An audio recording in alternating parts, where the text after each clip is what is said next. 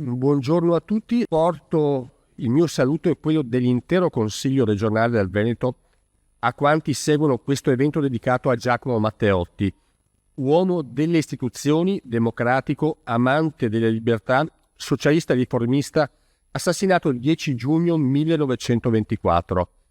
Do il benvenuto ai tanti colleghi consiglieri che vedo qui presenti, agli amministratori locali dei comuni e della provincia in cui Matteotti esercitò le funzioni di consigliere comunale, consigliere provinciale e sindaco. E mi scuso purtroppo dei limiti della sala in cui oggi avverrà appunto la presentazione del libro Giacomo Matteotti, un italiano diverso, di Giampaolo Romanato, in dialogo con l'amico Gian Antonio Stella. Ma abbiamo voluto che questo evento appunto avvenisse nella casa di tutti i veneti, nell'aula consigliare, nel luogo del dibattito politico che accoglie idealmente tutte le forze politiche della nostra regione, che rendono così omaggio a un uomo delle istituzioni, un cosmopolita colto, un profondo studioso del diritto, del quale Luigi Einaudi definì il rigore e l'attitudine scientifica quasi una seconda natura. Giacomo Matteotti non fu solamente un martire della libertà, non combatté solo il fascismo, ma tutte le ingiustizie e fu protagonista di un impegno costante per i ceti subalterni, scegliendo di stare dalla parte degli ultimi in una terra poverissima, dando un contributo importante alle amministrazioni locali, occupandosi dei lavoratori, delle leghe contadine e della diffusione delle esperienze cooperative mutualistiche e di solidarietà, ponendo la buona amministrazione dei comuni e il rigore dei loro bilanci come presupposto imprescindibile di quello che poi sarebbe stato chiamato welfare. Fu uomo di cultura e di passione che dobbiamo liberare dalla prigione del mito e dall'oblio in cui la sua intelligenza e la sua opera furono relegate. Complice anche la rimozione del socialismo riformista dallo scenario politico-culturale del paese. Un impegno politico-culturale finito tra 1000 amnesie, come lamentavano Roberto Bobbio. Fu italiano diverso, come lo ha ben definito Giampaolo Romanato. Le organizzazioni criminali assassinano gli uomini e le donne delle istituzioni e i difensori della cultura e della legalità, quando costoro sono soli, quando sono isolati nelle istituzioni e non adeguatamente difesi, se non purtroppo persino abbandonati dallo Stato di cui sono fedeli servitori. Matteotti era un uomo solo, isolato dal mondo cattolico e dalla cultura liberale che ingenuamente pensavano di poter riportare nel solco della legalità il fascismo. Matteotti era per molti aspetti isolato nel suo stesso partito, censurato persino da Antonio Gramsci, che non esitò a definirlo sprezzamente cavaliere del nulla, combattente sfortunato ma tenace fino al sacrificio di sé, di un'idea la quale non può condurre ad altro che un inutile circolo vizioso di lotte e di sacrifici senza via d'uscita. La solitudine di Matteotti emerge con chiarezza nel libro che oggi presentiamo. Ma Giacomo Matteotti non era di certo solo nel paese, soprattutto appunto quando iniziò le sue battaglie e fece proseliti all'interno dei vari mondi che contattò. Nel gennaio del 1923, rispondendo a un biglietto di auguri natalizi che gli aveva inviato Benito Mussolini, Ernesta Bittanti, vedova di Cesare Battisti, rispose con una protesta in nome della libertà. Alla storia non si dettano leggi, ma essa vi ha scelto espressione di un terribile destino, quello di reggere, di sorreggere forse l'Italia, incatenandola ed umiliando il suo spirito vitale. Il 22 giugno del 1924 Ernesta Bittanti, nel pieno delle polemiche sul rapimento di Giacomo Matteotti, non ebbe esitazione alcuna quando seppe che i fascisti trentini intendevano portarsi in corteo il castello del Buon Consiglio. Gli anticipò, coprendo con un velo nero il cippo dove era stato posto a morte il marito, decisa a impedire la profanazione della memoria e strumentalizzazione di Cesare Battisti. Così nel luglio del 1924, 12 luglio, anniversario dell'uccisione di Cesare Battisti sul patibolo austriaco, l'ultimo numero del giornale La Voce del Popolo di Trento pubblica le foto di Cesare Battisti e Giacomo Matteotti con il titolo a tutta pagina Ai martiri di tutte le libertà. Ho citato questi episodi non solo per lamentare i natali trentini del nonno di Giacomo Matteotti, per far presente appunto la vita di questo italiano diverso che si inserisce chiaramente nella storia della lotta per la libertà del nostro paese, per la libertà e la giustizia. E così mi permetto di citare l'impegno di Matteotti per la difesa dei tirolesi, gli altoatesini di lingua tedesca, come testimoniò l'onorevole Karl Tillins, che sarà tra i primi fondatori della Volkspartei, con una lettera scritta al gruppo parlamentare socialista unitario nel giugno 1924, in cui esprimeva le sue preoccupazioni sul caso Matteotti. Lo abbiamo ammirato sempre per il suo altissimo senso ideale, la sua profonda competenza e le sue qualità di uomo e parlamentare intrepido e fedele dei suoi ideali. Gli dovevamo speciale riconoscenza per l'interesse che incontravamo sempre in lui per i diritti e i problemi delle minoranze allogene. Un uomo che va rivalutato ben oltre la sua tragica morte per mano e su mandato di vili criminali. Per questo ospitiamo qui oggi appunto la presentazione del singolarissimo studio di Giampaolo Romanato, a cui lascio la parola nella speranza che sia di stimolo a tutti per un approfondimento necessario attorno a questa grande figura di intellettuale e politico la cui vita fu segnata dal senso del dovere, dallo studio, dall'impegno per la libertà, la giustizia e la democrazia. Concludo. La parola chiave per comprendere e rammentare Giacomo Matteotti è per l'appunto l'impegno. E mi impegno è l'esatto e contrario del motto fascista me ne frego. Buona giornata a tutti.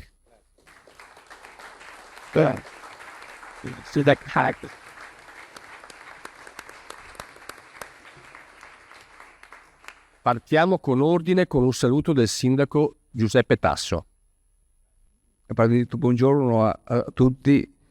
Sono il sindaco di Fratta Polesi, nel paese natale di Matteotti, ma sono anche il presidente del comitato provinciale che ha riunito più di 40 fra enti, associazioni, comuni, di cui per esempio oggi c'è qua il sindaco di San Bedino e il sindaco di Occhio Bello, oltre ad altri colleghi.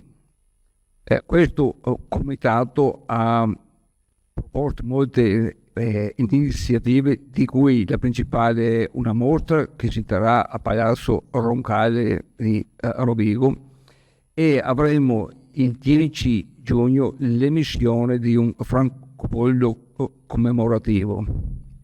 Quindi io oggi poi ringrazio tutti voi per l'opportunità di questo incontro, che mi permette di portare al Presidente Zaia, al Presidente Ciambetti, alla Giunta e all'intero Consiglio regionale i saluti e i ringraziamenti del Comitato Provinciale Polesano per il centenario della morte di Giacomo Matteotti.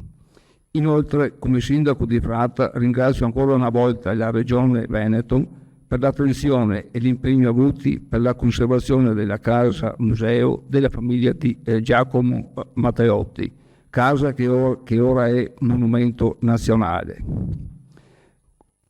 Questa sede consiliare è un'istituzione importantissima e Giacomo Matteotti credeva profondamente in tutti gli organi istituzionali, a partire dai consigli comunali, tanto da farne parte dagli anni 1914 al 1919, in ben 11 comuni polesani più la provincia di Rovigo. Fu anche sindaco di Villamarzana. Escludo qualsiasi forma di esibizionismo politico per un uomo della sua cultura, che voleva invece dimostrare e convincere con l'esempio che la strada del buon governo e delle riforme parte e va sviluppata nelle istituzioni. Per questo non fu mai rivoluzionario, ma convinto riformista, all'incerta avventura di una distruzione rivoluzionaria, preferì la certezza di un percorso fatto di riforme con il vantaggio della graduale crescita delle coscienze. La sua fede nelle istituzioni ne fece la sua fede nelle istituzioni si sente perché perfetto. La sua fede nelle istituzioni ne fece il primo nemico della cultura dello squadrismo, che vede come unica soluzione il contrastare con la violenza e addirittura punire una contraria opinione politica. Mi permetto di dire che pur con tutti i cambiamenti sociali, economici, tecnologici intervenuti rispetto a quel passato, è questa un'insidia ancora presente e che solo una solida democrazia non deve temere mai da qualsiasi parte venga questa minaccia. Giacomo Matteotti subì l'aggressione politica per la strada del nostro paese e quasi la tollerò, ma nel Parlamento la combatté fino alla morte. Il titolo del libro di oggi presentato è per me un'intuizione perfetta. Il nome Giacomo Matteotti presenta l'uomo con i suoi sentimenti, una persona che possedeva il senso del dovere ma conosceva l'amore e umanamente lottò per fare convivere le due cose dentro di sé. Poi vi è la parola un italiano, la coscienza di appartenere a un popolo e alla sua storia nel rispetto di tutte le sue componenti. Ne è un esempio di come su tanta stampa cattolica apparve allora chiaro il dolore per la sua tragica morte, nonostante le distanze che dividevano il pensiero di Matteotti da quello della Chiesa. Completa il titolo della parola diverso, un termine che contiene l'idea di novità, di cambiamento e anche di evoluzione verso il miglioramento delle condizioni umane. Alla fine sono queste le richieste costanti di ogni società e a cui la politica ogni giorno è chiamata e deve rispondere. Matteotti di questa cosa ne aveva piena coscienza. Un uomo ucciso 100 anni fa ci lascia oggi un insegnamento i cui contenuti vanno oltre ogni appartenenza politica.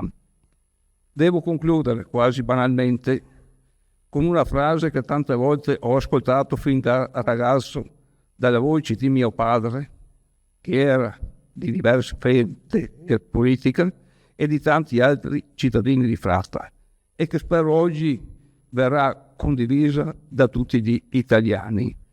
Banalmente, non si doveva uccidere Giacomo Matteotti.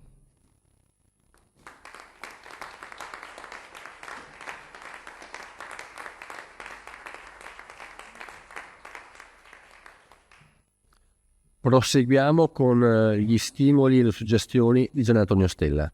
Prego. Sì, grazie mille, grazie a voi tutti di avermi invitato, grazie al Presidente Ciambetti. Parliamo di questo libro e parliamo di chi l'ha scritto, e cioè di Giampaolo Romanato, prodigino, autore di moltissimi libri, ho letto di 200 pubblicazioni, ovviamente questo comprende anche articoli e così via, però ci sono alcuni libri fondamentali. Lui, professore associato di storia contemporanea al Dipartimento di Storia dell'Università di Padova, è un esperto anche di storia della Chiesa moderna e contemporanea.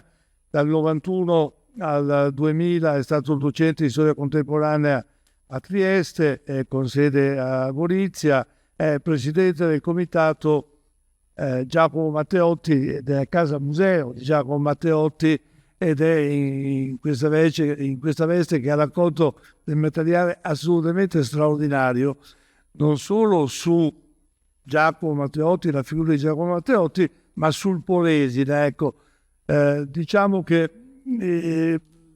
Romanato ha tre poli, il Polesine, Giacomo Matteotti e la storia della Chiesa, e intorno a queste tre cose ruota tutta questa grande, enorme produzione di storico, in cui ha affrontato un po' tutti i problemi possibili. Vorrei citare almeno alcune pubblicazioni, quelle su Pio X alle origini del cattolicesimo contemporaneo, un italiano diverso che presentiamo oggi, appunto Giacomo Matteotti, l'Italia della vergogna nelle cronache di Adolfo Rossi, quello che probabilmente è stato uno dei più importanti giornalisti italiani in assoluto, nato a Lendinara, personaggio straordinario che emigrò giovanissimo in America non per fare, come dire, perché non avesse un lavoro qua. Nel caso suo, cioè di grande Adolfo Rossi, lui il lavoro ce l'aveva, emigrò in America per spirito d'avventura, diventò in America uno straordinario giornalista, tra i fondatori del Progresso Italo-Americano, che è stato il giornale storico di New York, poi tornò in Italia e diventò uno dei più grandi giornalisti italiani, tra l'altro caporedattore centrale, in quel momento era come essere direttore del Corriere della Sera, ai tempi nei primi anni del secolo, per poi diventare anche un ispettore dell'emigrazione italiana, straordinario ispettore dell'emigrazione italiana. Ecco, poi ha scritto appunto libri sull'emigrazione, Romanato. Ne cito uno che è Gesuiti, Guarani ed emigranti delle riduzioni del Paraguay, insomma tutta una serie di libri che anche, cito fra ancora, L'Africa nera fra cristianesimo e Islam, le esperienze di Daniele Comboni, formidabile figura di emigrato, tra virgolette, un po' speciale rispetto a tutti gli altri emigrati che sono partiti dal Veneto e così via. Insomma, ha un'idea complessa di quello che è il Veneto, di quello che è Rovigo, di cosa è stato e di cosa è oggi il Polesine, quindi è l'uomo giusto per capire, anche perché Giacomo Matteotti, io mi sono fatto un'idea, adesso lui ci dirà se ho torto o ragione, che poteva nascere solo là, nel senso che viene da una famiglia cattolica come era il Veneto di allora, anche se un po' particolare. Certo è che cresce ricco in una famiglia ricca, molto benestante dell'epoca, proprietari terrieri, e però nasce con una sensibilità molto spiccata, molto partecipativa delle sofferenze di una terra che allora era poverissima. Mi sbaglio, Giampaolo?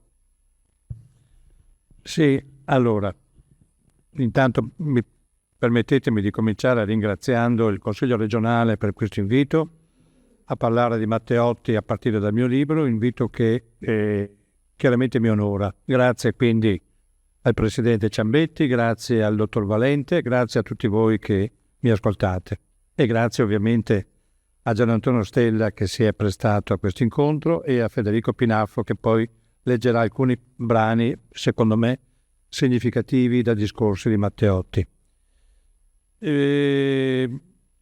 Vengo alla domanda. Matteotti viene da una famiglia più che cattolica, direi una famiglia ricca, una famiglia di commercianti originari del Trentino. Il cognome Matteotti è un cognome tipico delle vallate trentine, che si trasferì in Polesine nella prima metà dell'Ottocento. Aprono attività commerciali, poi guadagnano bene, il nonno e il papà di Giacomo, investono i loro denari in proprietà terriere e quindi da commercianti diventano poi anche proprietari terrieri e diventano una delle famiglie d'élite delle Polesine, d'élite economico delle Polesine del tempo. Cattolici, la mamma era, come tutte le donne del tempo, del papà abbiamo poche notizie, Giacomo certamente non lo era. Ecco, Giacomo era, come tutti i socialisti del tempo, era un uomo, diciamo pure, profondamente anticlericale. Ecco, cresce nel Polesine di fine 800, primi del Novecento, in una delle province più povere, più abbandonate, più derelitte e più sconosciute che ci fosse in Italia. Questo era il Polesine. Oggi non è più così, per fortuna, ma allora il Polesine era questo. Una provincia che dopo l'Unità d'Italia rimase un territorio che dopo l'Unità d'Italia rimase a lungo incerto se essere costituito. I governanti italiani rimasero a lungo incerti se costituirlo provincia o accorparlo alle province vicine, perché mancava di molte caratteristiche che costituiscono una provincia autonoma. E poi ci si accorse che insomma un territorio diviso così geograficamente in maniera così precisa dai due maggiori fiumi italiani aveva bisogno di particolari attenzioni e non poteva non essere una provincia autonoma. Ecco, cresce qui una provincia che era caratterizzata da una povertà, oserei dire, infinita. Posso leggere una cosa proprio tua, o meglio che tu hai trovato questo documento e fa parte del tuo archivio, che dice meglio di qualunque parola, è un rapporto del 1950, quindi siamo dopo la morte di Matteotti, però la situazione è questa ed era così anche prima, leggo soltanto poche righe.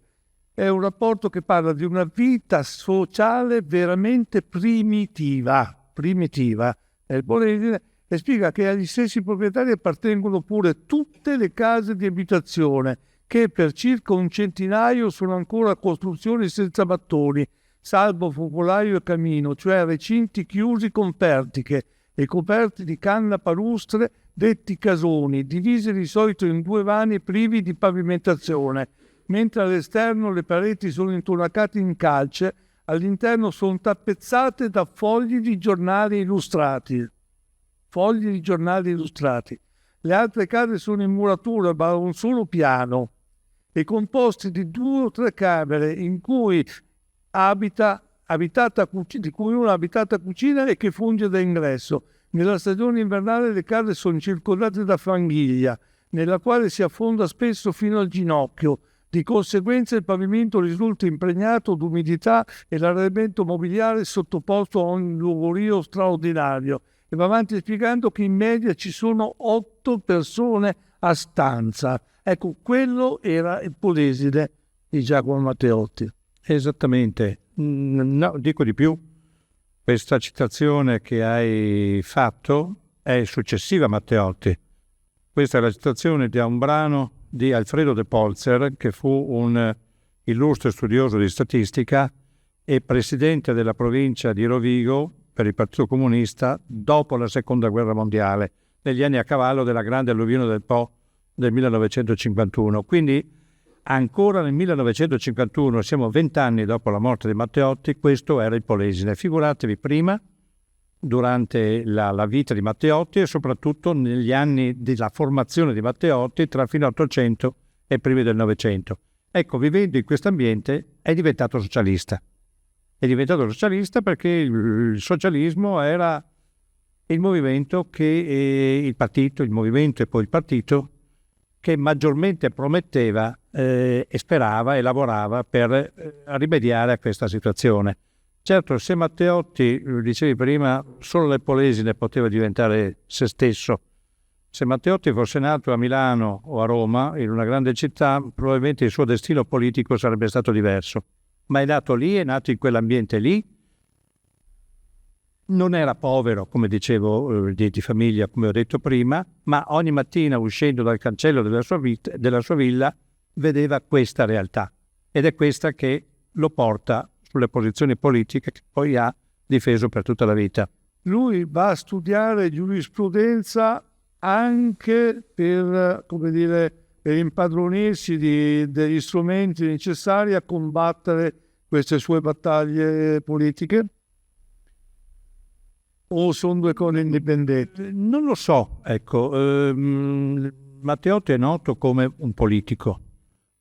Anzi, Matteotti è tutto politica. Ma in realtà Matteotti non nasce come politico, cosa che forse non tutti sanno. Matteotti nasce come un raffinato giurista. Studia a fare scuole superiori a Rovigo e poi si iscrive alla facoltà di giurisprudenza dell'Università di Bologna. Bologna, non Padova, che è sempre stata l'università di riferimento per i polesani. Bologna perché a Bologna c'era la scuola giuridica allora più rinomata in Italia. Si laurea dopo 4 anni con una tesi in diritto penale con uno dei maggiori penalisti del tempo, che era Alessandro Stoppato. Alessandro Stoppato intuisce, vede l'intelligenza di questo ragazzo e vorrebbe istradarlo verso la carriera universitaria.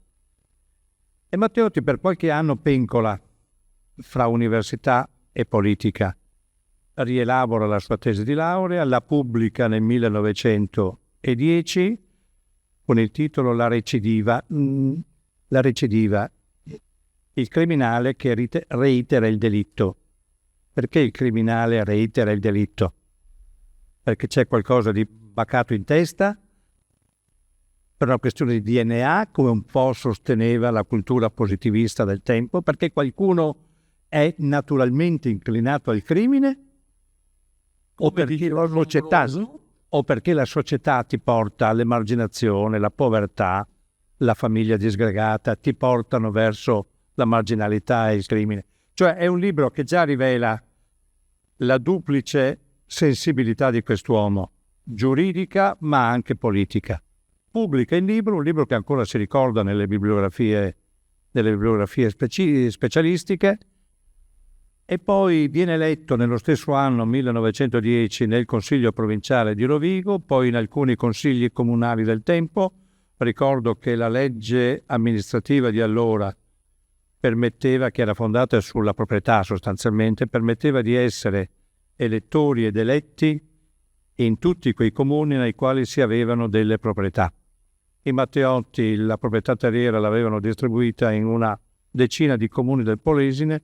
In quasi tutti quei comuni Matteotti diventa amministratore comunale.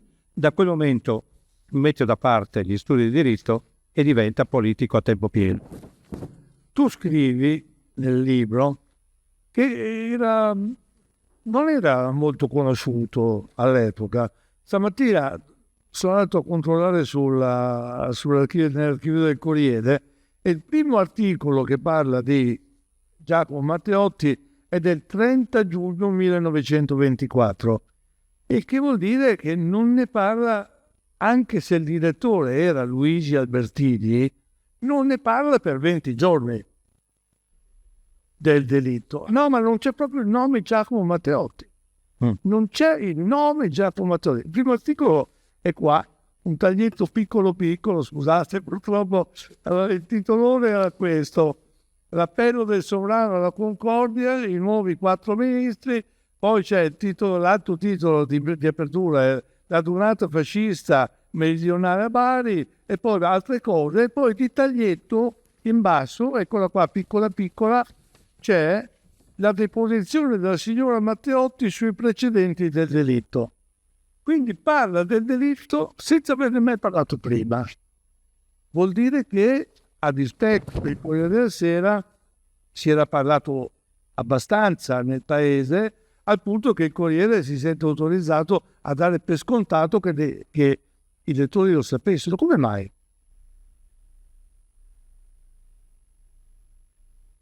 Ma anch'io lo dico nel libro, l'evento che ha trasformato Matteotti in un mito in Italia è il delitto Matteotti. Matteotti è diventato il delitto. Io ho scritto questo libro cercando di dimostrare che Matteotti non è il delitto, Matteotti è la sua vita, ed è la sua vita, come ha vissuto, che spiega come ha condotto la sua vita e la sua attività politica, che spiega perché lo ammazzano, e perché lo ammazzano in quel modo selvaggio. E quindi io ho parlato poco del delitto nella fase finale del libro, e molto invece della vita. Fino al giorno del rapimento, che avviene il 10 giugno 1924, in effetti Matteotti è una delle figure emergenti della politica italiana, uno straordinario oratore parlamentare, fra poco lo vedremo, uno straordinario oratore parlamentare, oratore in Parlamento, voglio dire, ma non una figura particolarmente conosciuta, ma soprattutto al di fuori del suo partito. Quello che lo trasforma è il delitto che avviene il 10 giugno, che esplode su tutta la stampa italiana e mondiale con un fragore che probabilmente va anche oltre l'importanza del fatto e che trasforma Matteotti in un protagonista assoluto della storia italiana, perché fino al momento del rapimento il fascismo era ancora il governo Mussolini era ancora all'interno, almeno formalmente, della legalità costituzionale. È dopo il delitto che il governo Mussolini vara le leggi cosiddette fascistissime che una alla volta smantellano lo Stato liberale e instaurano la dittatura. E quindi il delitto Matteotti è un evento, direi al di là della sua stessa importanza, è un evento periodizzante di tutta la storia italiana. E questo ha cristallizzato la figura di Matteotti nel delitto, cosa che io ho cercato di tirarlo fuori da questo cliché. Certo, ma ci fai questo esempio di oratoria? Sì, Matteotti? Ecco, Prego. il primo brano che ho scelto è un discorso che Matteotti fa in Parlamento il 7 di giugno del 1920, nel dibattito sulla fiducia al quinto governo Giolitti. Allora, Matteotti ha 34 anni, è deputato da 5 mesi, di un partito d'opposizione, di una provincia che non conta niente, cioè è nessuno, è l'onorevole nessuno, davanti all'80enne Giolitti, che è un autentico monumento della storia italiana e che presenta il suo quinto governo al paese. Sentite il tono col quale in Parlamento lo affronta Matteotti. Ma, dicono alcuni, c'è la marca nuova, c'è l'uomo nuovo, c'è la marca Giolitti, marca di fabbrica nuovissima che conta 80 anni di fondazione, ma nuovissima oggi per riverniciamento. Mentre in Inghilterra i capi del governo appena decadono dal potere si fanno in dovere di partecipare ai lavori parlamentari assiduamente, non con la sola presenza di chi aspetti il momento del ritorno, ma attivamente, come è dovere di ogni costituzionale. In Italia invece i nostri presidenti del Consiglio, appena decaduti, si mettono in giro come dei piccoli re in esilio, portano intorno la loro coroncina spezzata, si stanno cheti, non prendono nessuna parte visibilmente attiva alla vita costituzionale, salvo il momento in cui si tratta di buttare un granello nella ruota dell'ingranaggio governativo per farlo saltare e riprenderne il timone. Questo è il sistema italico. Ma per quanto si sia esagerato intorno ai silenzi di questi ultimi anni, domando all'onorevole Giolitti se avrebbe governato differentemente nei 5 o 6 anni in cui è rimasto lontano dal potere. Egli vi torna riverniciato, ma è l'uomo di una volta. Noi vi conosciamo, onorevole Giolitti, se non personalmente, perché eravamo ancora in fasce, vi conosciamo almeno attraverso la storia, attraverso quello che ci raccontano i nostri maestri di questi banchi. Intanto ci raccontano che i vostri seguaci, i più fidi, i più cari, durante la guerra hanno approvato quei sistemi. Ci raccontano soprattutto che, con la strapotenza di cui avete goduto in certi periodi della politica italiana, siete arrivati fino a questo. Nell'anno di grazia 1911, pressappoco in questa stagione, scioglieste la Camera con molta buona grazia, promettendo di riconvocarla a domicilio. Infatti la Camera fu riconvocata a domicilio più di 7 mesi dopo, il tempo di concepire un parto molto atroce, la guerra di Tripolitania. Riconvocaste la Camera esattamente dopo 7 mesi e 12 giorni, con molto rispetto dell'autorità del Parlamento, e le comunicaste di aver iniziato la guerra di Libia senza il suo consenso, senza il consenso del paese, senza avere discusso la questione, anzi, contro un preciso affidamento del vostro ministro degli esteri in senso contrario. Lo so, aveste pronto l'equivoco. La Tripolitania non era proprio la Turchia. Ma certamente avete violato quella che era la promessa di pace per tutta l'Italia. Ed avete continuato per 7 mesi a spendere denaro e a cacciare l'Italia nella grande avventura, lanciando quella prima scintilla nei Balcani, da cui poi derivò il conflitto europeo, di cui pertanto siete anche voi un po' responsabile.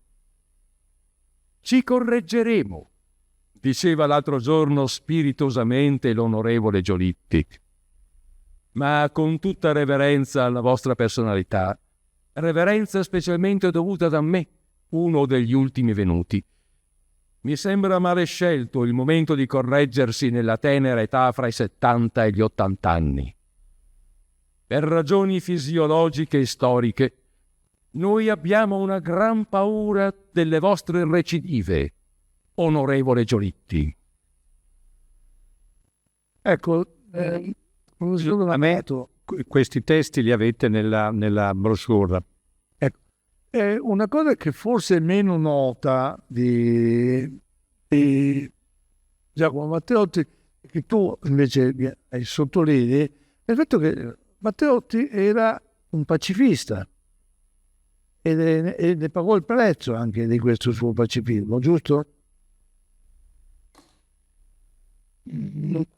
Proprio un pacifista forse un po' eccessivo. Certamente è stato un accanito antimilitarista e anti-interventista nella Prima Guerra Mondiale e prima nella guerra di Libia. Quando scoppia la guerra di Libia nel 1911 è ancora un personaggio irrilevante. Quando scoppia la Prima Guerra Mondiale nel 14 e poi nel 15 entra in guerra l'Italia, allora Matteotti, pur essendo ancora un personaggio di rilievo quasi esclusivamente provinciale, però è un uomo che comincia ad essere conosciuto anche fuori dalla provincia.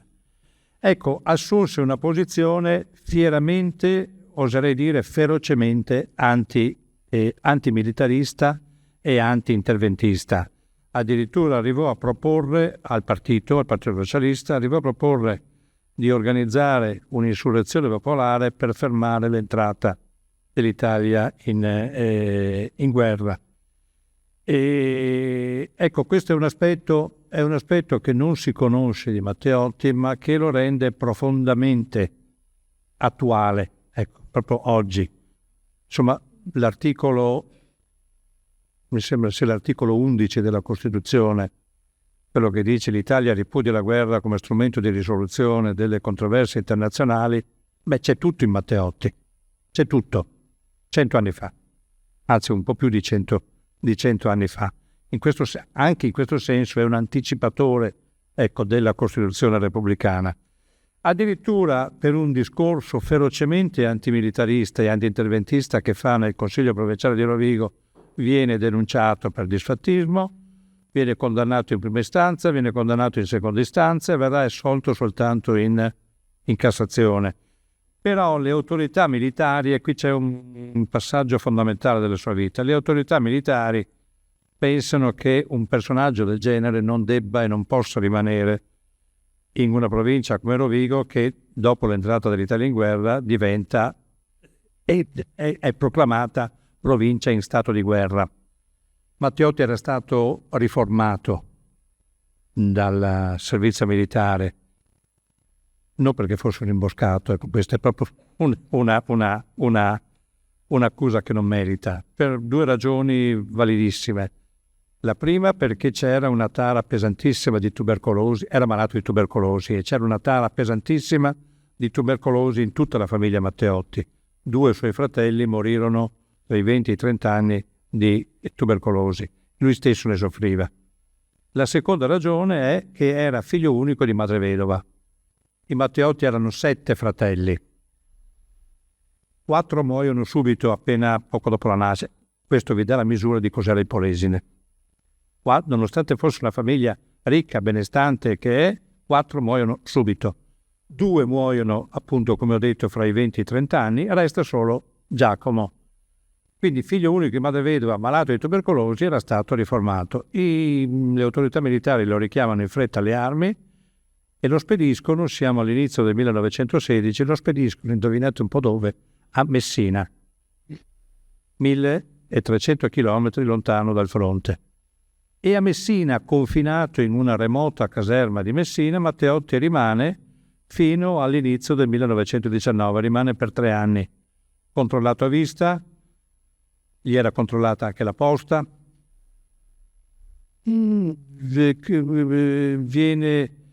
conosce e non conosce quello che avviene nel Veneto. Dalle sue lettere si ricava che, per esempio, non ebbe assolutamente la percezione di che cosa fu, di che dramma fu per il Veneto la rotta di Caporetto. Non se ne rende conto, ecco, non ha notizie. In questi 3 anni, non avendo nulla da fare, cosa fa? Riprende gli studi di diritto, pensando che dopo la guerra poi avrebbe lasciato la politica e si sarebbe dedicato alla carriera universitaria, e pubblica alcuni studi, una decina di studi di diritto molto, molto specifici, molto tecnici, sulle maggiori riviste giuridiche italiane, molto apprezzati. Poi all'inizio del 19 lo congedano, torna a Fratta e il virus della politica ce l'aveva nel sangue, lo prende di nuovo, e già dal giorno seguente il suo rientro a Fratta Polesine è tutto per la politica e nulla più per gli studi giuridici. Proprio cose che nessuno di noi abbiamo visto tutte le foto di Matteo, ma com'era? Alto, basso, com'era? Com'era fisicamente, intendi? Era non molto alto, credo fosse 1,70 m, 1,71 m. Per l'epoca non era poco. Sì. Le Sciabolette era 1,57 m, quindi. Piuttosto magro, un torace molto soffriva di tubercolosi, quindi un torace molto, molto sottile. La voce, ecco, anche io mi sono chiesto, la voce, purtroppo le vicende, insomma, dopo la morte, hanno fatto sì che non sia rimasta nessuna traccia degli interventi, quindi che voce avesse non lo sappiamo. Pare che avesse una voce non proprio stentoria, leggermente stridula anzi, e che non fosse un oratore, nonostante i brani che abbiamo appena sentito e che poi sentiremo, che non fosse un oratore tipo il grande tribuno ottocentesco. Voi ricordate Pietro Nenni? Nenni era quasi contemporaneo di Matteotti. Ecco, Nenni era il grande tribuno. Ecco, Matteotti non era il grande tribuno, era un grande ragionatore e inchiodava il pubblico e l'avversario con il ragionamento. C'è una descrizione straordinaria che tu racconti anche nel libro di Piero Gobetti, che dice: ripugnava alle sagre per quello stesso riservo che portava per tutti gli atti della vita privata, sapeva far rispettare la sua solitudine e pochi ebbero le sue confidenze o conobbero la sua vita intima. Si sapeva solo che era rigidissimo, sobrio, rettilineo, senza vizi. Sì, da tutto quello che ho visto e dalla ricostruzione che ho fatto, ho ricavato non era un uomo simpatico. Ecco, credo di rispettare la verità dicendo che non era simpatico. Era un uomo arrogante, profondamente consapevole della sua intelligenza, della sua preparazione e anche della sua superiorità sulla maggior parte degli interlocutori, che spesso faceva pesare questa sua diversità. Non ebbe nulla in comune con lo stile del socialismo del tempo, ecco, quello sagre, vita sregolata, è una vita molto regolata. Una sola donna, sua moglie. Irruente. Come? Tutto era meno che irruento. Tutto era meno che irruento, che però era soltanto politica, ecco. Ed era un politico, ecco, diciamo pure la verità anche qui, era un politico profondamente divisivo. Divisivo anche all'interno del Partito Socialista. Di quale Partito Socialista? Ecco, Vero. ecco, bravo Gian Antonio, quale Partito Socialista? Oggi la sinistra è così, è un grande, come dire, un grande continente. In realtà non è mai stato un grande continente. La sinistra è sempre stata una realtà profondamente divisa. Negli anni in cui opera Matteotti c'erano tre sinistre. C'era la sinistra, o meglio c'erano due sinistre. La sinistra massimalista, programma massimo, la rivoluzione, e la sinistra riformista, cambiare la società per via, come dire, democratica e parlamentare. Matteotti è un riformista, però piano, è un riformista con molti tratti di massimalismo, che gli venivano soprattutto dal carattere divisivo, irruento, arrogante, e gli venivano anche dal fatto di essere nato e cresciuto in una provincia, Rovigo, che è sempre stata egemonizzata dal massimalismo. E quindi ha dovuto, voi siete tutti politici e mi capite, ha dovuto vivere e convivere con il socialismo di cui diventa il leader in Polesine. Poi dopo la guerra nel 21 nasce la terza parte della sinistra italiana, ed è il Partito Comunista. E quindi dal 21 in avanti abbiamo tre componenti di sinistra: il comunismo filo-bolscevico, il Partito Socialista massimalista e poi il Partito Socialista riformista di cui diventa segretario Matteotti. Ecco, qui bisogna essere molto chiari e rispettare la verità storica. Matteotti fu sempre un intransigente accanito anticomunista. Fin dall'inizio, nella rivoluzione d'ottobre, vede un rischio. Vede il rischio di un nuovo zarismo riverniciato di sinistra. Vede il rischio di una nuova dittatura. E con il comunismo non vuole avere mai nulla a che vedere. Non andò mai a Mosca, mentre tutti i socialisti andavano allora in pellegrinaggio a Mosca, non andò mai a Mosca, e fu ripagato, devo dire, dai comunisti per tutto il periodo clandestino e poi anche dopo la guerra con la stessa moneta. I comunisti non hanno mai considerato Matteotti un loro rappresentante. Men che meno un simbolo, anzi hanno sempre sentito come in fondo una contraddizione il fatto che il più limpido antifascista italiano fosse non un comunista, non un massimalista, ma un socialista riformista, un socialfascista, come per usare il linguaggio della terza internazionale di Stalin.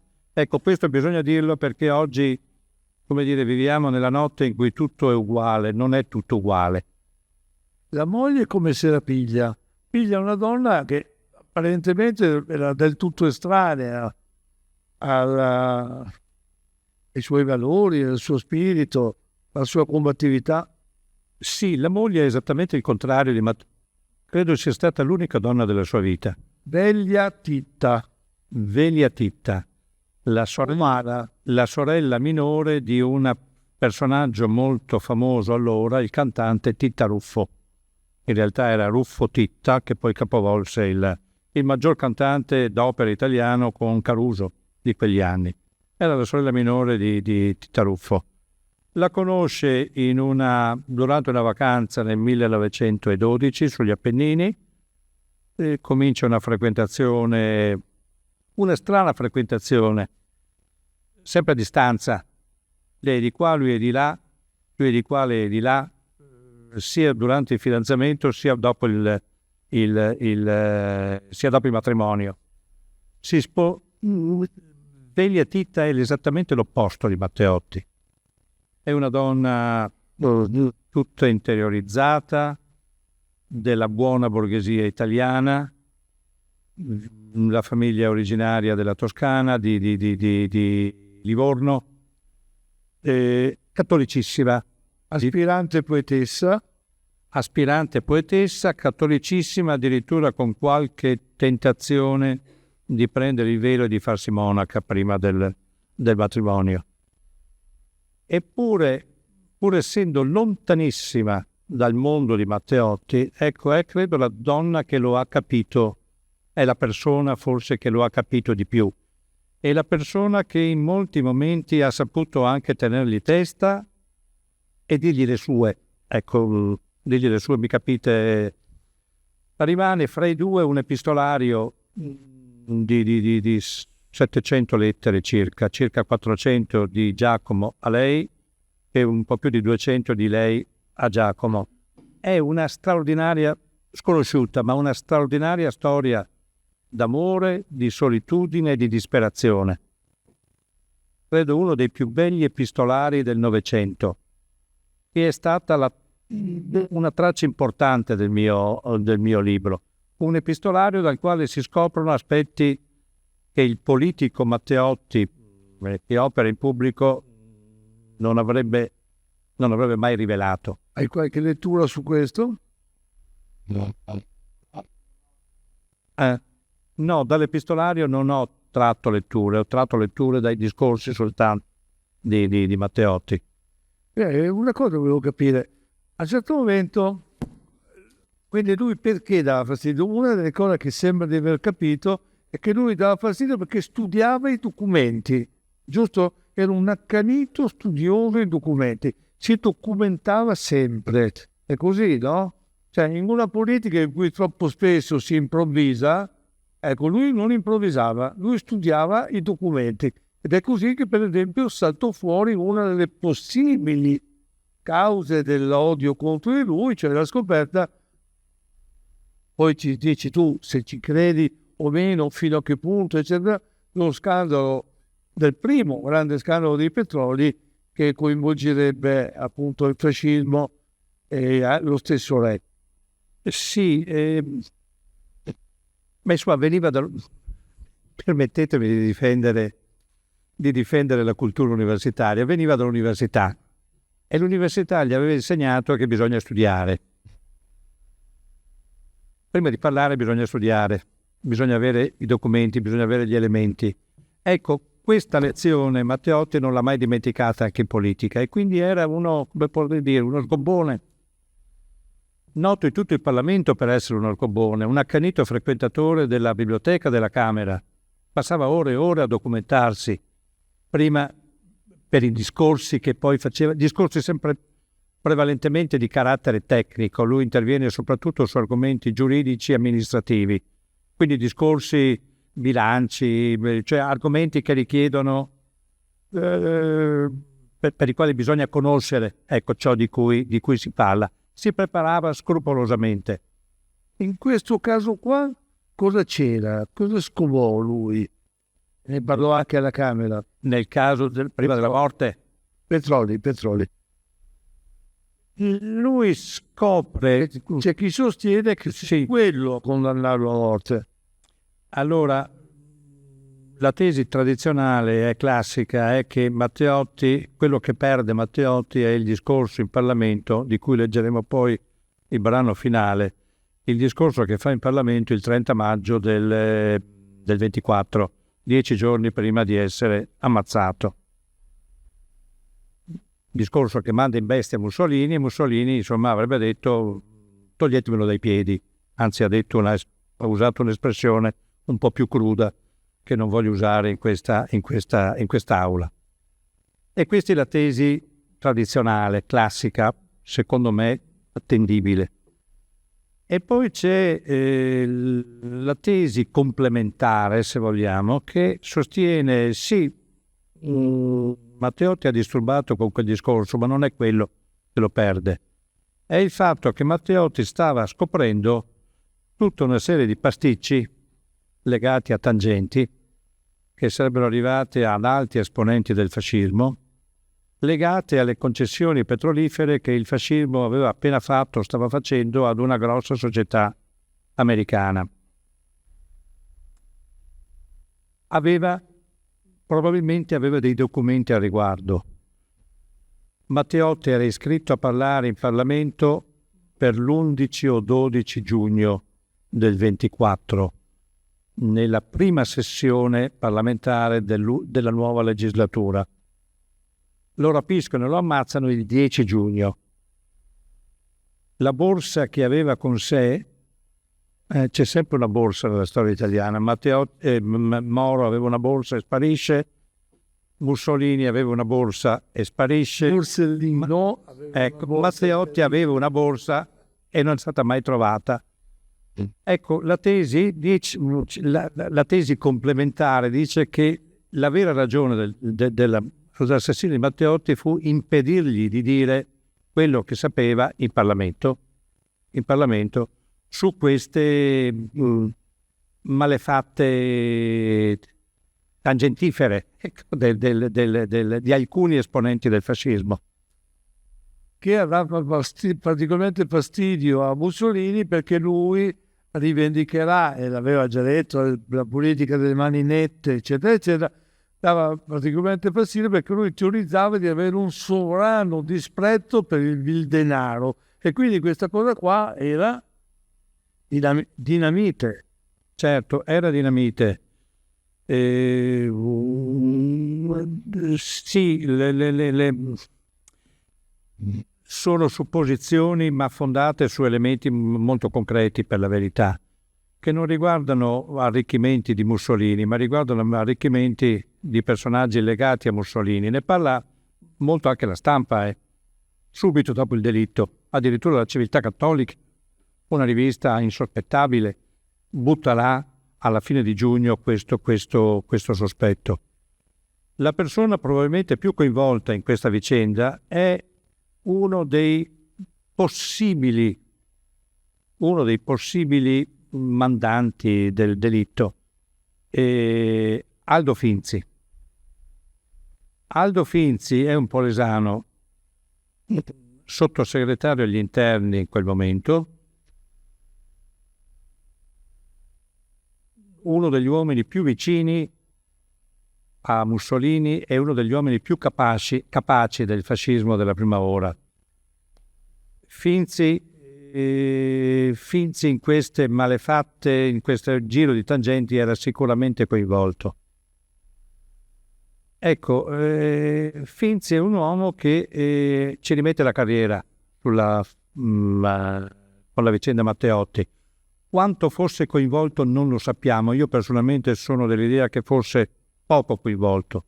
In realtà Mussolini, alla ricerca del capo espiatorio, gli dice: fatti da parte e poi ti recuperiamo. In realtà non lo recuperano più.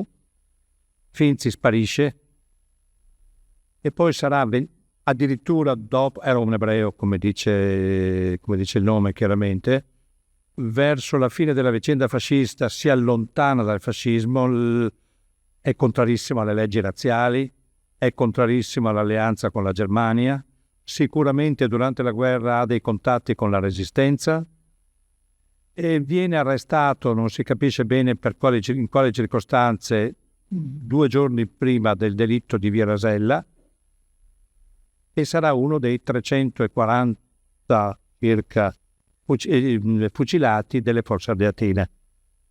Una figura tragica, ecco. Senti, ma è vero che poi quella borsa finisce addirittura, perché poi in Italia tutto quanto si ricongiunge sempre. La cosa straordinaria e inquietante di questo paese è che poi tutti fine alla fine, per cui scopri che la borsa sarebbe finita a Dongo, con Mussolini a Dongo.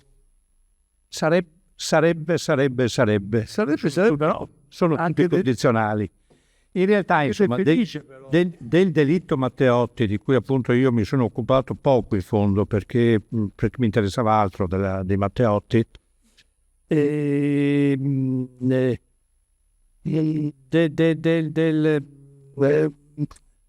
delitto Matteotti sappiamo tutto in sostanza.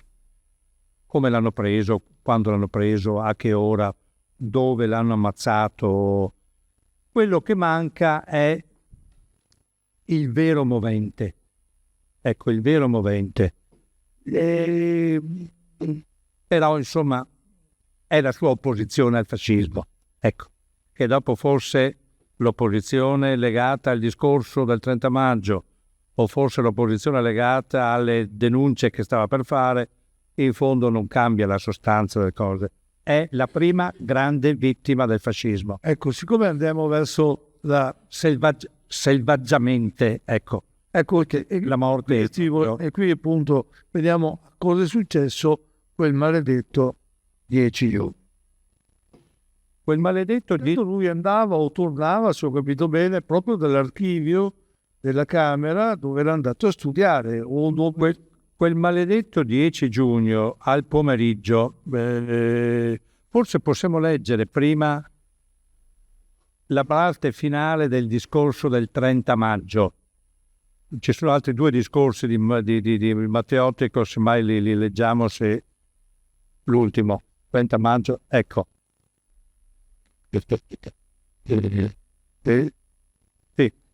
Sì. Questo è la parte, quella che adesso legge Federico Pinaffo, è la parte conclusiva del discorso che Matteotti pronuncia in Parlamento il 30 maggio del 24, il discorso che probabilmente lo ha perduto. Un discorso che viene continuamente interrotto, non c'è un periodo che arrivi fino alla fine pulito, limpido, voglio dire. Solo la parte finale è filata, perché ad un certo punto Mussolini dal banco del governo fa cenno ai suoi di lasciar perdere e di lasciarlo finire. E quindi, scusa, solo per inquadrare, in quel Parlamento quanti stavano con lui e quanti stavano contro? In quel Parlamento, che era appena uscito dalle elezioni del 1924, il fascismo aveva il 75% circa dei seggi, i restanti 25% erano in parti proporzionali divisi fra i partiti d'opposizione, il primo dei quali era il partito di Matteotti, il Partito Socialista Riformista, PSU, il partito di Matteotti. Quindi lui aveva in quel momento dalla sua 24 deputati. In realtà non erano tutti con lui. In realtà sappiamo benissimo dall'epistolare di Matteotti che fece una fatica, fece il possibile e l'impossibile per trascinarli tutti nella linea della opposizione strenua al fascismo. Ecco, questo è il brano finale del suo discorso. Che parlò in una canea indescrivibile. In una canea indescrivibile con 300 deputati fascisti che lo avvicinavano e continuavano a minacciargli: ti facciamo fuori, attento. Finito questo discorso, finita l'ultima frase di questo discorso, Matteotti crolla a sedere e in quel momento ha detto la frase che è stata ripetuta, ma è una frase testuale: io il mio discorso l'ho fatto, adesso voi preparate la mia orazione funebre. Ecco, questa è la frase, la parte finale del discorso.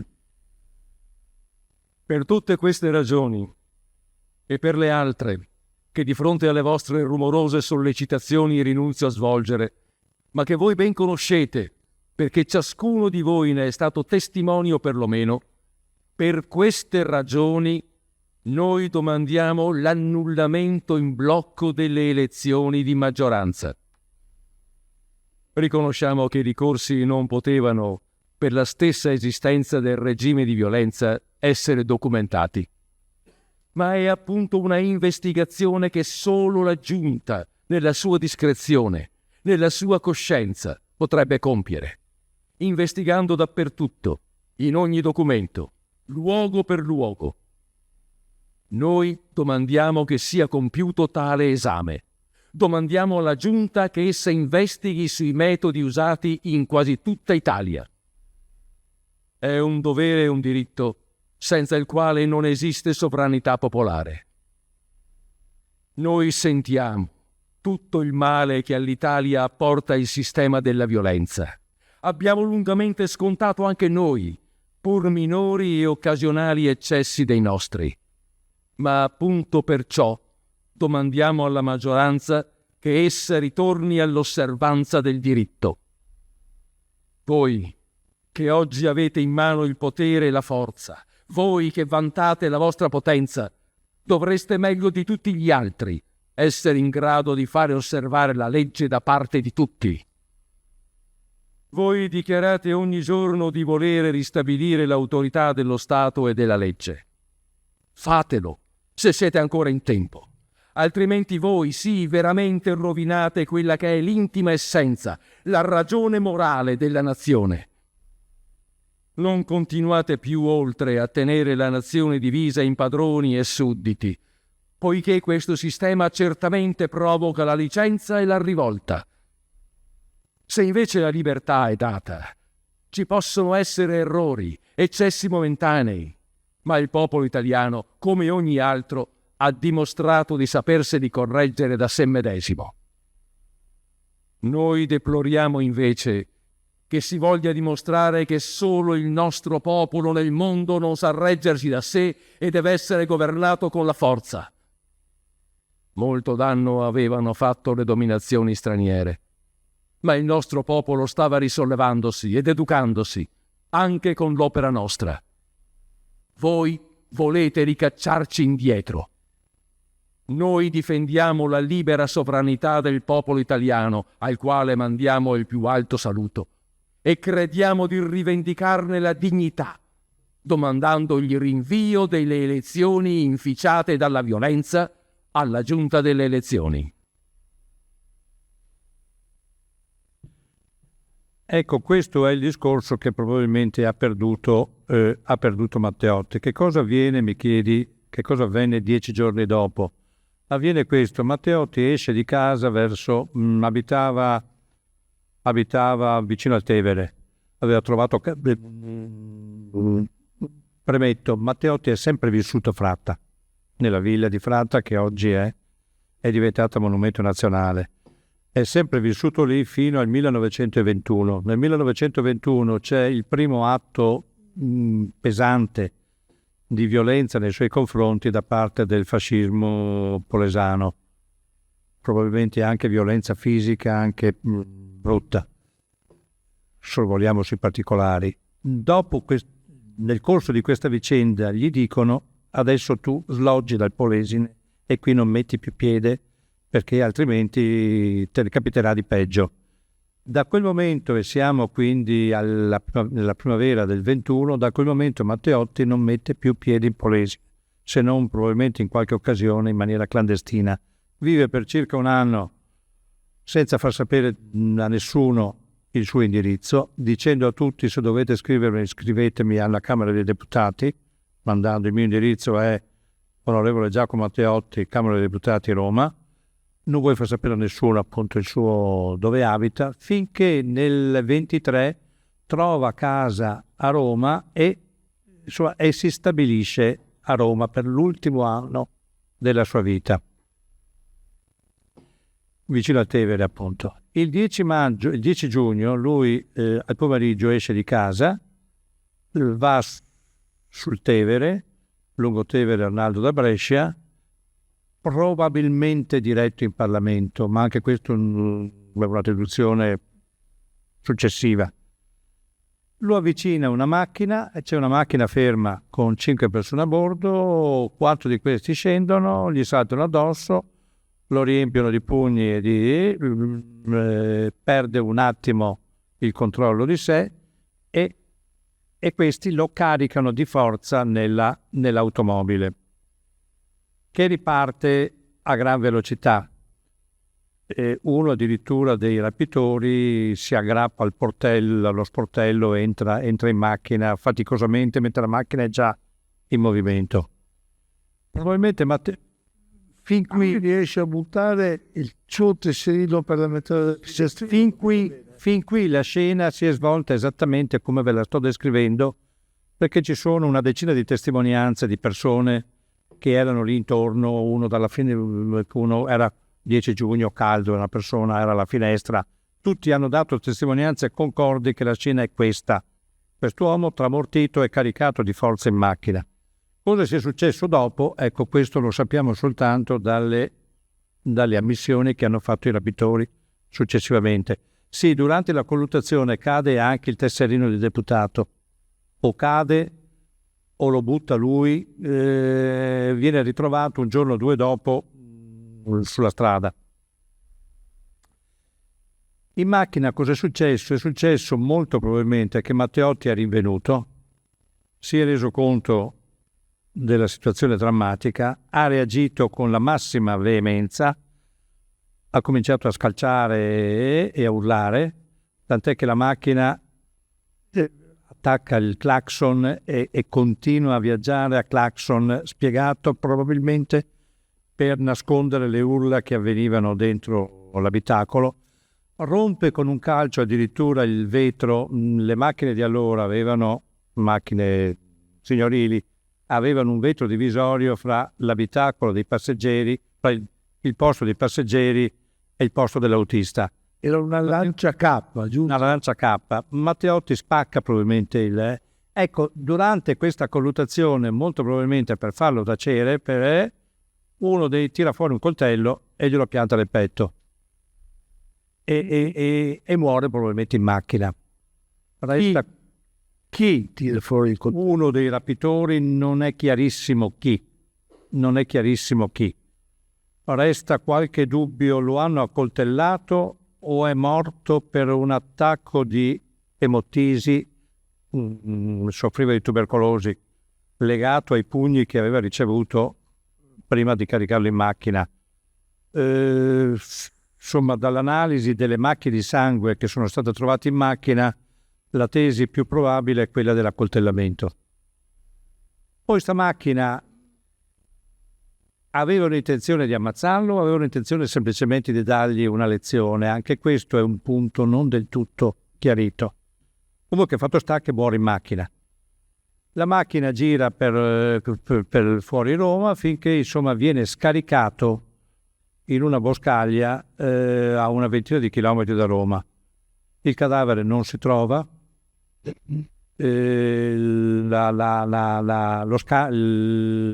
La vicenda deflagra 2 giorni dopo, quando viene denunciata la scomparsa di Matteotti. Il cadavere non si trova, lo si troverà casualmente o volutamente, questo è un altro punto interrogativo della vicenda, lo si troverà 2 mesi dopo, 2 mesi e un po' di più, esattamente il 15 di agosto, in piene vacanze estive, insomma, anche questo fa sorgere qualche dubbio. Il cadavere viene portato... I socialisti vorrebbero che il funerale avvenisse a Roma per farne una grande manifestazione antifascista. La moglie di Matteotti inizialmente dice sì, poi dice no. Dice no, lo portate a Fratta perché lui mi aveva detto in qualche occasione che avrebbe voluto essere sepolto a Fratta vicino ai suoi genitori. La salma in treno torna a Fratta, arriva a Fratta il 20 di agosto e il 21 si svolge il funerale a Fratta. Funerale al quale, ecco, questo è un po' triste dirlo, ma insomma va detto, però va detto perché dimostra quante sorde opposizioni avesse Matteotti nel suo stesso partito. Una minoranza dei socialisti del tempo partecipa, sente il dovere di venire a Fratta e partecipare ai funerali. Molti dei socialisti non si sentirono il dovere di interrompere le vacanze, ecco, e viene sepolto quindi nel 1921 a Fratta, non nella tomba attuale, viene sepolto perché nella tomba attuale verrà portato 4 anni dopo. Quante persone c'erano al funerale? Si calcola 10.000 persone. 10.000 persone, cioè il triplo della popolazione di Fratta del tempo, ma non politici, popolani. Matteotti non era simpatico alla classe politica del tempo, ma era l'idolo della sua gente. Era veramente l'idolo della popolazione polesana. E questi, nonostante Fratta fosse stata circondata da un cordone sanitario da parte del fascismo, questi avevano fatto ugualmente. Chi quel giorno andò ai funerali? Percorrendo via attraverso i campi, i sentieri, ecco, per evitare controlli. Ma chi quel giorno andò ai funerali rischiava quello che hanno rischiato in questi giorni quelli che sono andati ai funerali Navalny, oppure l'idea che ti sei fatto tu? L'idea che mi sono fatto io è ci voleva del coraggio per andarci. Ci voleva del coraggio, questo sì. E c'era anche il rischio, o andando a Fratta o uscendo da Fratta, di incappare in qualche incontro spiacevole, ecco, da parte di squadre che erano distribuite lungo le strade di accesso al paese. Ho capito. Senti, però la storia non finisce qua, perché poi in mezzo all'uccisione di Matteotti diventa l'occasione per una svolta storica traumatica del paese. Cioè, cosa succede dopo? Per qualche mese si trascina polemiche varie, soprattutto sui giornali stranieri. Se dobbiamo vedere anche un grande giornale, il direttore era Albertini, eppure fino al 25 Albertini, eppure non è così attento come oggi. Oggi sarebbe impensabile un Corriere che ignora o quasi quello che è successo allora. No, per la verità, la stampa era ancora controllata, ma era ancora relativamente libera. Sulla stampa italiana, italiana e internazionale, ma anche italiana, il delitto Matteotti esplode con un fragore enorme.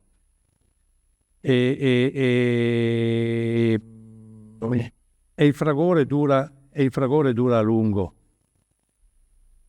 Nei primi giorni dopo il rapimento si ebbe l'impressione che il fascismo fosse sul punto di crollare.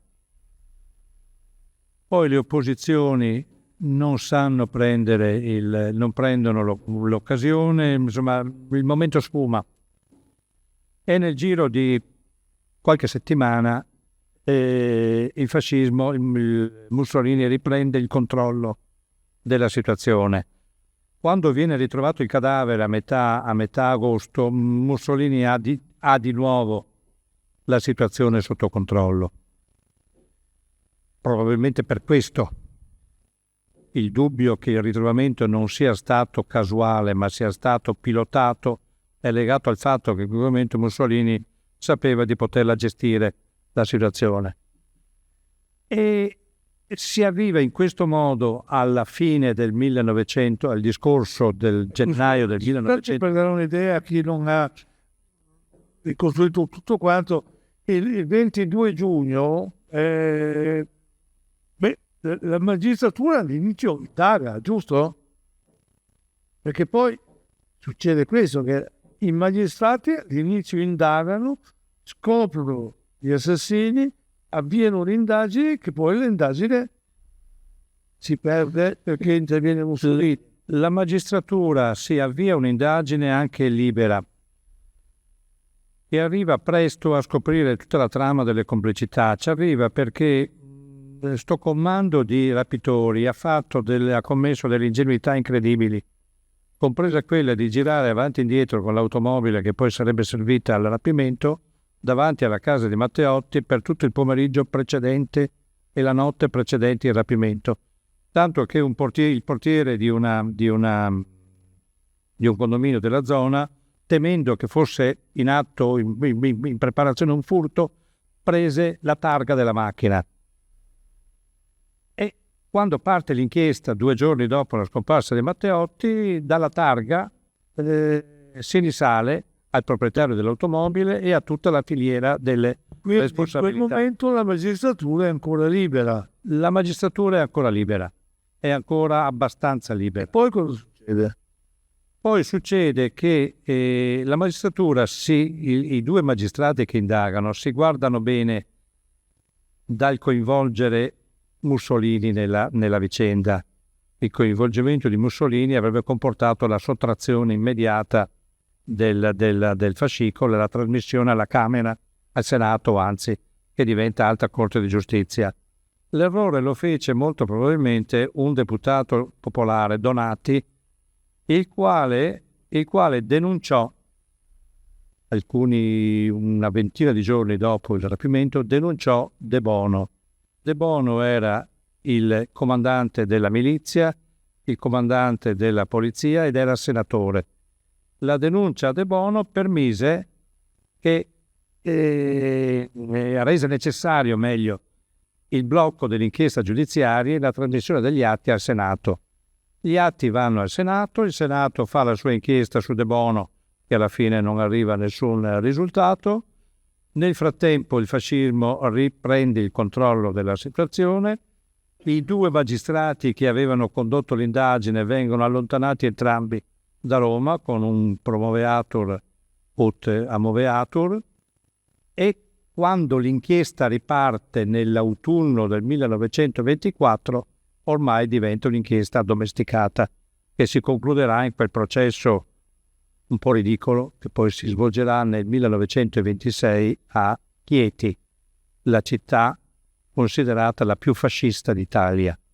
Nel frattempo, il 22 giugno, 50.000 persone si radunano a Bologna per prendere le parti di Mussolini, qualunque cosa succeda. È così, no?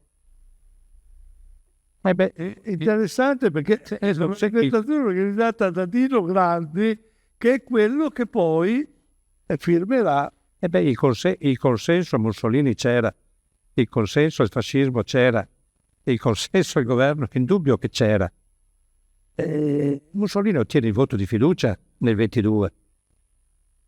A votargli contro sono soltanto i socialisti e i comunisti, ma tutti gli altri, gran parte dei liberali, votano a favore di Mussolini.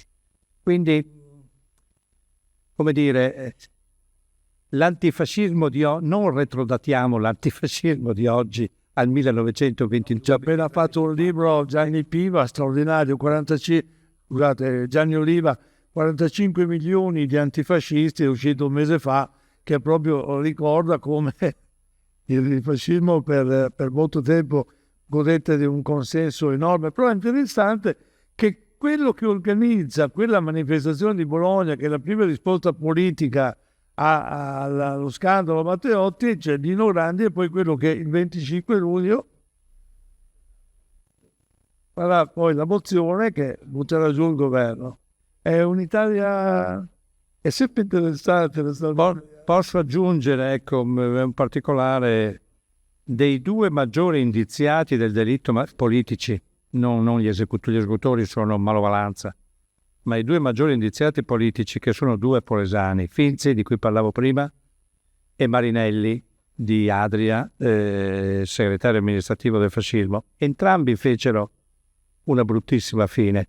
Finzi, come dicevo prima, muore fucilato fra i fucilati delle Fosse Ardeatine. Marinelli vota il 25 luglio vota all'ordine del giorno Grandi, va sotto processo a Verona e viene fucilato dopo il processo di Verona. Quindi entrambi fecero una brutta fine, ecco, i maggiori indiziati. Non so se siamo al 3 gennaio del 25. Cosa succede il 3 gennaio del 25? C'è il discorso in Parlamento in cui Mussolini rivendica la paternità di... Senza mai nominare Matteotti, giusto? Senza mai nominare Matteotti, assume una responsabilità storica, civile e non dice la responsabilità penale, non l'ha mai detto questo. Assume una responsabilità di tutto quello che è avvenuto. Se il fascismo è una banda di assassini, io sono una banda di delinquenti, io sono il capo di questa banda. Ma soprattutto dopo quel discorso parte il varo delle leggi che smantellano lo Stato. È lì il passaggio in cui il fascismo da governo ancora formalmente costituzionale diventa dittatura. Il varo delle leggi che smantellano lo Stato di diritto. I sindaci non sono più elettivi ma diventano di nomina, viene limitata fortemente la libertà di stampa, viene soppressa la libertà sindacale, il Gran Consiglio del Fascismo viene trasformato viene costituzionalizzato, viene istituita soprattutto il Tribunale Speciale per la Difesa dello Stato, cioè una magistratura autonoma che giudica il reato di dissenso politico, con un corpo di magistrati distinto dalla magistratura ordinaria. Volevi fare un'altra lettura? Leggiamo Io avevo preparato 2 discorsi, vediamo il primo, quello questo.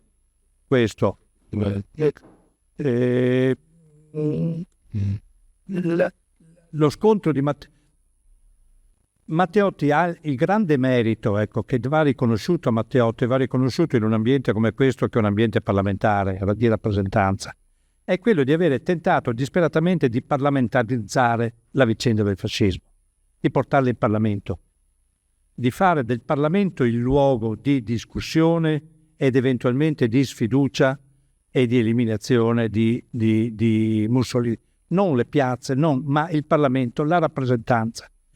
Fece una serie di discorsi, uno più violento, più forte dell'altro, contro il fascismo, di denuncia dei metodi del fascismo. Dopo uno di questi discorsi, dopo quello che leggeremo adesso, ci fu l'episodio dell'aggressione fisica che subì a Castelguglielmo, un paese vicino a Fratta, dopo la quale, come dicevo prima, gli ingiunsero di andare via dal Polesine. Ecco il merito di Matteotti, che ne fa oggi una figura, vorrei dire, veramente il padre o uno dei padri dell'attuale Costituzione italiana, è questa accanita difesa del Parlamento, in cui si distingue e dal socialismo massimalista e soprattutto dal Partito Comunista. Prego. Il discorso è del, 10 marzo del 21. Sì. Prego. Siamo in una regione di tradizioni essenzialmente pacifiche. I giornali della provincia di Rovigo non hanno quasi mai parlato. Forti lotte agrarie e economiche si sono trascinate per mesi e anni nel Polesine e nessuno ne ha parlato, perché non si sono verificati atti di violenza. Vi possono essere stati casi improvvisi di folle incoscienti, ma noi ci siamo sempre messi di mezzo con l'esempio e con la propaganda, e anche gli avversari possono testimoniare questa nostra opera di educazione. Perciò il Polesine non pareva dare col suo atteggiamento alcuna giustificazione alle incursioni e agli atti che ora vi si manifestano. Ma come si manifestano? Ecco quello che il sottosegretario di Stato ha trascurato di dirci. Si manifestano nella maniera più orribile che mai altrove si sia vista. Nel cuore della notte, mentre i galantuomini sono nelle loro case a dormire, arrivano i camion di fascisti nei paeselli, nelle campagne, nelle frazioni composte di poche centinaia di abitanti. Arrivano accompagnati naturalmente dai capi dell'agraria locale, sempre guidati da essi, poiché altrimenti non sarebbe possibile conoscere nell'oscurità, in mezzo alla campagna sperduta, la casetta del capolega o il piccolo miserello ufficio di collocamento. Si presentano davanti a una casetta e si sente l'ordine: circondate la casa. Sono 20, sono 100 persone armati di fucili e di rivoltelle.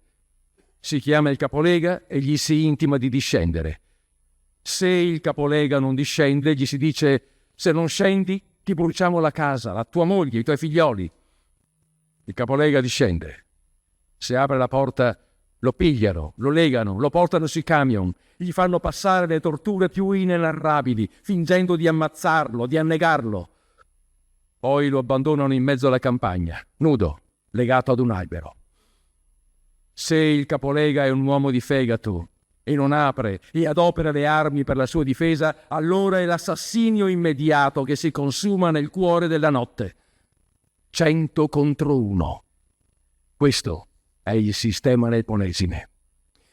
Qui non si tratta di fatti singoli, di piccola polizia. Voi avete detto di aver preso delle misure che non sono state osservate.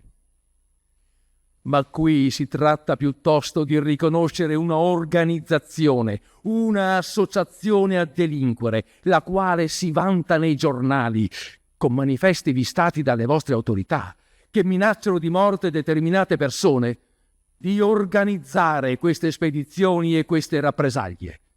È una organizzazione a delinquere conosciuta nei suoi centri, nelle sue persone, nei suoi mezzi, nei suoi capi, uno per uno.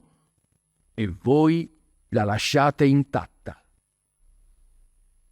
Se avviene mai che qualche sindaco, che qualche avversario sia bastonato, allora sono arrestati i capilega, il sindaco, gli assessori, tutti i nostri di quel comune, se vi siano o no indizi di colpabilità. Ma da parte opposta nulla. Anzi, spesso la glorificazione, l'apologia dell'assassinio o dell'incendio. Ecco perché, onorevoli colleghi, la stampa tace sugli avvenimenti della provincia di Rovigo. Ma allora, che cosa ci resta da fare? Noi continuiamo da mesi e mesi a dire nelle nostre adunanze che non bisogna accettare provocazioni, che anche la viltà è un dovere, un atto di eroismo. Ma abbiamo continuato a predicare per troppi mesi, o signori del governo, invano. Non ci sentiamo e non possiamo più oltre dire ai nostri che la disciplina può segnare la loro morte. Non possiamo più oltre ordinare che si lasciano uccidere ad uno, sgozzare uno per amore della nostra disciplina. Questo non ci sentiamo più di consigliare. E nelle nostre assemblee ormai ci sono dette parole che non possiamo più oltre sopportare. Voi del governo assistete inerti o complici. Noi non deploriamo più, non domandiamo più nulla. Ora voi siete informati delle cose. La Camera è avvertita. Questo è quello che volevo dirvi. Dopo la morte di Matteotti nascono anche delle canzoni popolari, no? Ce n'è una anonima, non sappiamo chi fosse l'autore, che il ritornello diceva: povero Matteotti, te l'hanno fatta brutta e la tua vita te l'hanno tutta distrutta. E mentre che moriva, morendo, lui diceva: voi uccidete l'uomo, ma non la sua idea. Ecco, 100 anni dopo, secondo te, cosa resta oggi nella società, nella nostra società? E Matteotti, poi vorrei fare la stessa domanda anche a Roberto Ciambetti.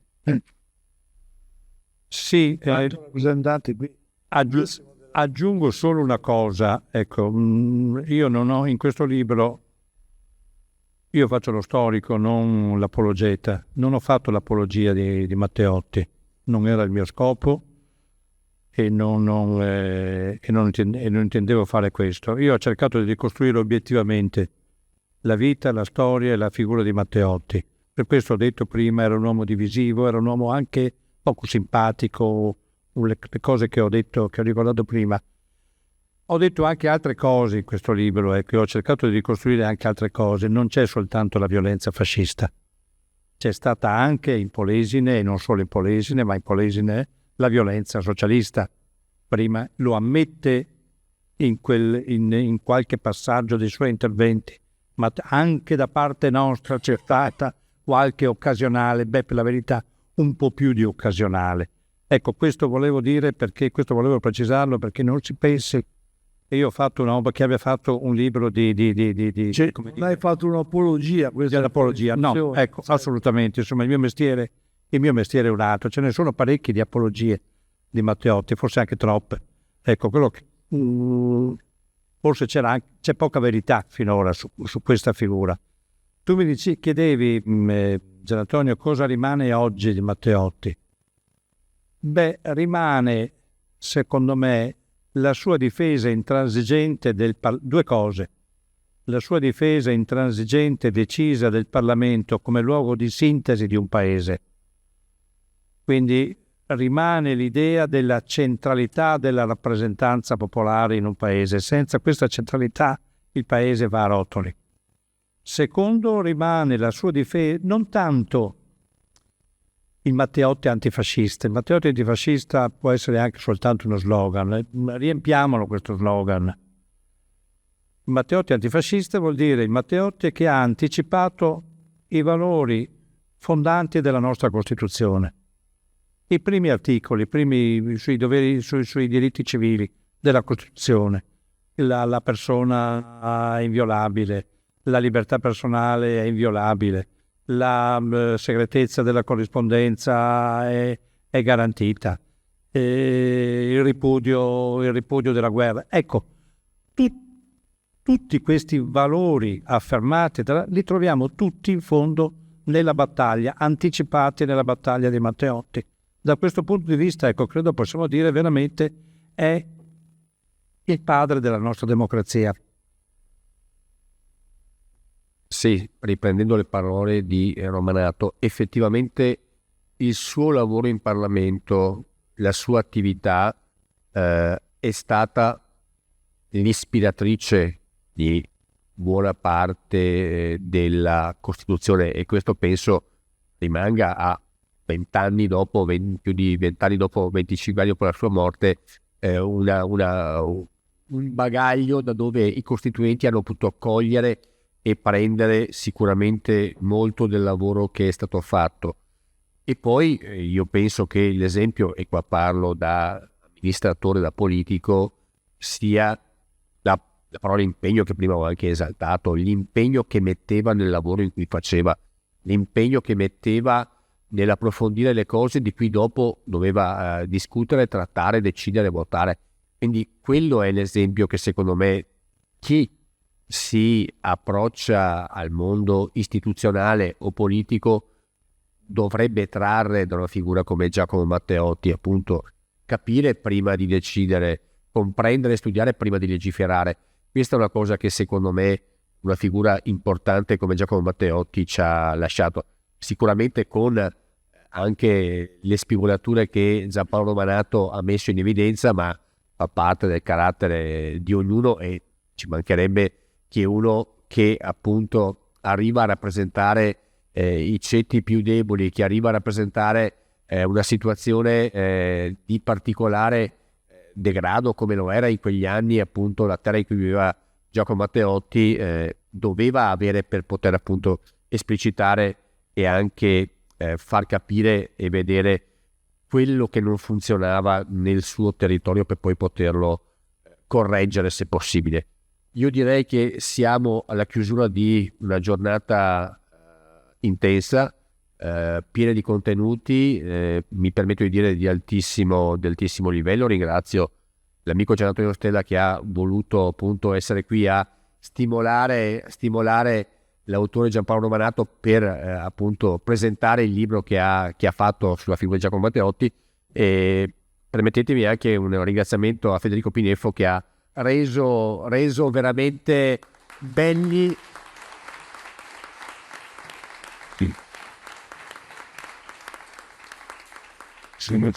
e partecipati i discorsi di Giacomo Matteotti in Parlamento. Veramente grazie e buona giornata a tutti. Grazie.